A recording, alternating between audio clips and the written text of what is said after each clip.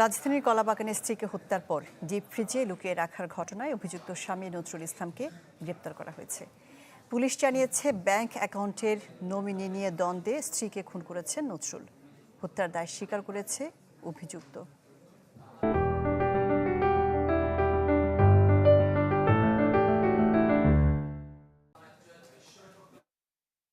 পারিবারিক দ্বন্দ্ব আর ব্যাংক হিসাবে নমিনি করা নিয়ে কলহের জেরে রোববার রাতে রাজধানীর কলাবাগানে খুন হন গৃহবধূ তসলিমা।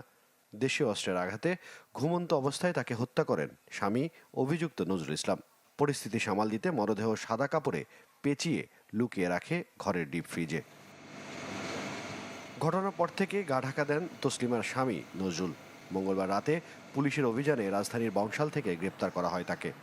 তাদের দাম্পত্য যে কলহ ছিল বা আস্থার অভাব ছিল, অন্য একজনের সাথে রিলেশন আছে, এরকম একটা চিন্তা, আর একটা হচ্ছে টাকা পয়সা। এই দুইটা যখন এক জায়গায় হয়ে গেছে, মাথায় তখন রক্ত গরম হয়ে গেছে।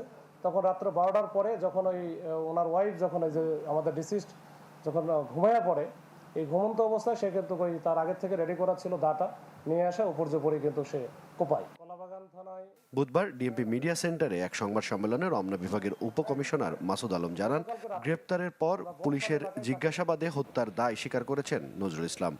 সে স্বীকার করে সবকিছু, কিভাবে করেছে, কেন করেছে, এবং যেটা দিয়ে আঘাত করেছে, যে ধারালো যে দা টাইপের ছিল, রামদা টাইপের, সেটাও আমরা তার বাসা থেকে উদ্ধার করি। চাঞ্চল্যকর এই হত্যার বিষয়টি গভীরভাবে খতিয়ে দেখতে কাজ করছে আইন শৃঙ্খলা বাহিনী। আমরা বংশাল এলাকায় তাকে